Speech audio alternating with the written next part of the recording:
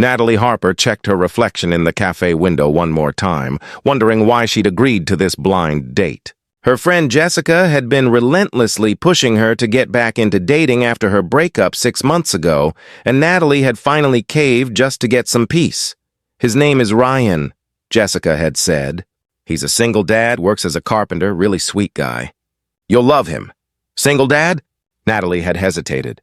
"I don't know if I'm ready for that kind of complexity. Just meet him. One coffee. If there's no spark, you never have to see him again." So here Natalie was, sitting in a cozy cafe on a snowy December evening, waiting for a man she'd never met who came with a child attached. She was already composing her polite exit speech. Ryan arrived 5 minutes late, apologetic and slightly disheveled. He wore jeans and a gray t-shirt under a winter jacket, and he had the kind of rugged handsomeness that came from working with his hands rather than sitting in an office. His brown hair was slightly too long, and he had kind eyes that crinkled when he smiled. "Natalie, I'm Ryan. I'm so sorry I'm late. My daughter's bedtime routine ran long, and then I couldn't find parking." "It's fine," Natalie said, extending her hand. "Nice to meet you." They sat down, and the conversation started awkwardly. Ryan seemed nervous, stumbling over his words, clearly out of practice with dating. Natalie felt her own anxiety rising. "This wasn't going well. So Jessica said you're a carpenter?" Natalie asked, trying to find some solid ground. "Yeah. I have my own business, mostly custom furniture and renovation work. It's not glamorous, but I enjoy it. Working with my hands, creating things people will use for years. That sounds fulfilling?" "It is. Though the hours can be unpredictable, which is challenging with Emma, that's my daughter. She's 4. I have to schedule everything around her. That must be hard. Being a single parent." Ryan's expression shifted to something more guarded. "It has its challenges. But Emma's worth every sacrifice? Of course." "I didn't mean—" Natalie felt herself floundering. "How long have you been single?" 2 years. Emma's mother left when Emma was 2.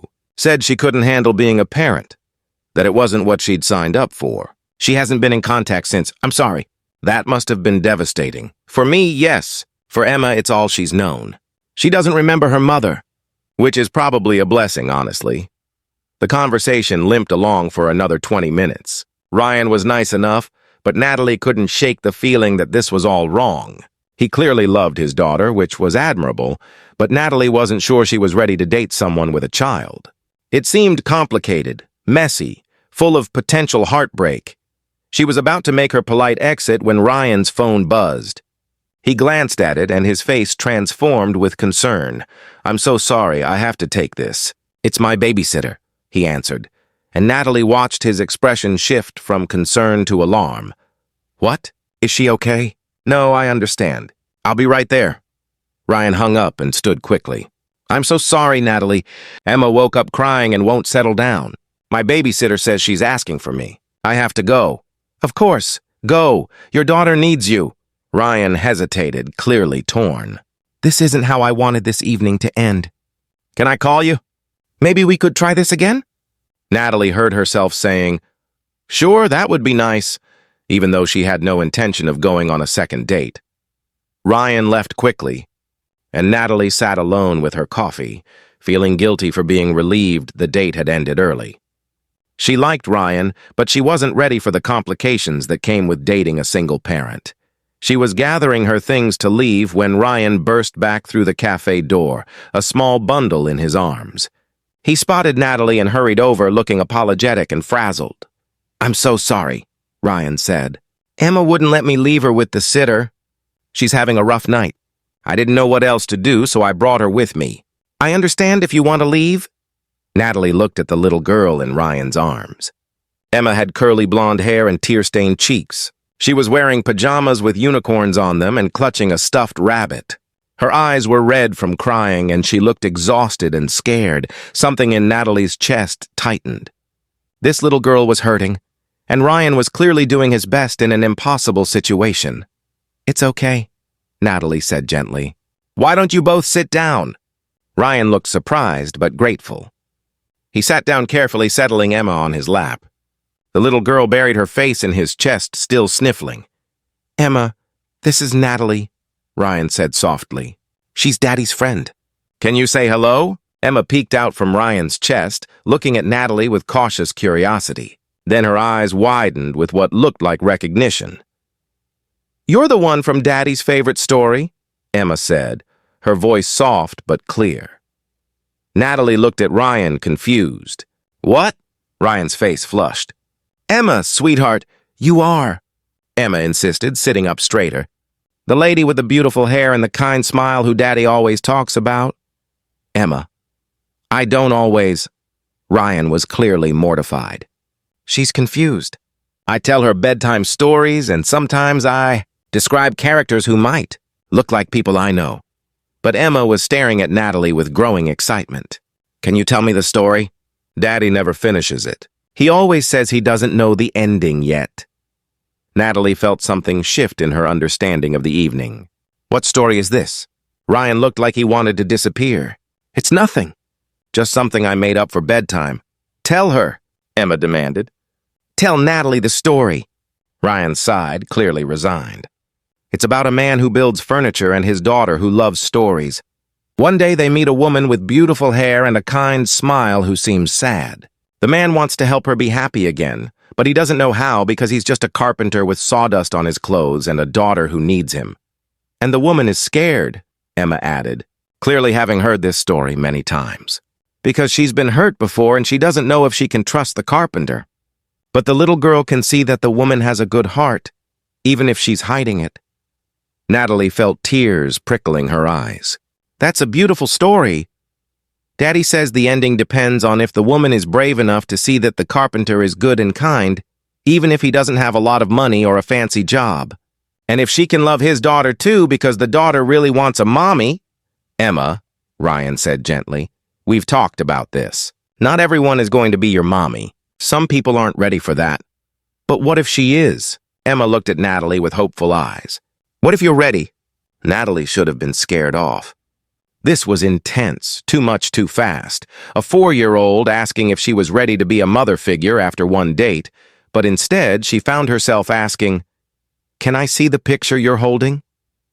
Emma had been clutching a piece of paper along with her stuffed rabbit. She held it out shyly. It was a child's drawing, stick figures of a man, a little girl, and a woman with long, wavy hair. A family, did you draw this? Natalie asked. Emma nodded. I drew what Daddy's story looks like in my head. That's Daddy, and that's me, and that's you. I mean, the lady from the story. We're all together and happy. Ryan looked mortified. Emma, sweetheart, you can't just... Natalie, I'm so sorry. This is too much. You should go. I completely understand. But Natalie was looking at the drawing, at this little girl's vision of a family, at Ryan's obvious love for his daughter, and she realized something. She'd been so focused on protecting herself from potential hurt that she'd almost walked away from something real. What if I want to stay? Natalie said quietly. Ryan looked up, surprise evident in his eyes. What? What if I want to hear more of the story? The ending that you haven't figured out yet? Emma bounced excitedly on Ryan's lap. Really? You want to be in our story? I want to see where the story goes, Natalie said carefully. I can't promise anything, Emma, but I'd like to get to know you and your daddy better. Would that be okay? Yes. Emma threw her arms around Natalie's neck in an enthusiastic hug. Natalie found herself holding this little girl who smelled like children's shampoo and trust, and something in her heart cracked open. Over the next few months, Natalie became part of Ryan and Emma's story. She started joining them for dinners, for trips to the park, for bedtime story routines, where Emma insisted Natalie and Ryan take turns reading. Ryan showed Natalie his workshop, where he created beautiful furniture with patient craftsmanship. I'm not rich, he told her honestly. I make enough to support Emma and save a little, but I'll never have a mansion or fancy cars. Is that okay? More than okay, Natalie assured him. I've dated men with money before. They had everything except what matters, kindness, integrity, presence. You have all of that. Emma attached herself to Natalie with the wholehearted enthusiasm of a child who'd been longing for a mother figure. She wanted Natalie at her preschool events, wanted to show Natalie her artwork, wanted Natalie's opinion on important matters like which stuffed animal should sleep on the bed versus the shelf. Am I moving too fast? Natalie asked Ryan one evening after Emma had fallen asleep. Is this too much too soon? Emma's been praying for a mother since she was old enough to understand that other kids had moms and she didn't, Ryan said. She's attached to you because she's been waiting for someone like you. But Natalie, you can set boundaries. You can slow this down. Emma will understand. What if I don't want to slow it down? Ryan looked at her carefully. What are you saying? I'm saying that I came to that blind date ready to hate it. Ready to politely exit after one coffee and never look back. I wasn't ready for complications or children or anything messy. I wanted simple and safe. And now I realize that the best things in life aren't simple or safe. They're complex and risky and absolutely worth it. You and Emma are worth it. 6 months after that first chaotic date, Ryan took Natalie back to the same cafe. Emma was with Ryan's mother for the evening, giving them time alone. I want to tell you the ending of the story, Ryan said, as they sat at the same table where they'd first met. The one you tell Emma? Yes, I finally figured out how it ends. Tell me. The carpenter realizes that he's been scared too. Not just of the woman rejecting him or his daughter, but of opening his heart again after being hurt. He's been hiding behind his daughter's needs, using them as an excuse to not risk his own heart. And the woman? The woman realizes that she's been waiting for simple and safe. But what she actually needed was real and true. Even if it came with complications.